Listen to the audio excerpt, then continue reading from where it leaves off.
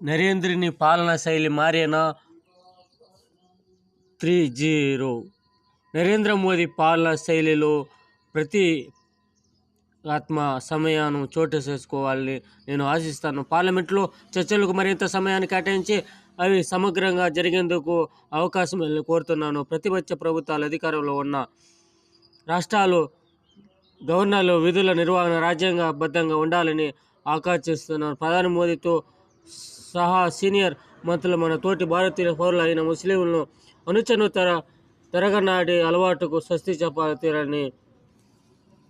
రామచంద్ర గుహ: మీకు ముస్లింలనే కనబడుతుందా?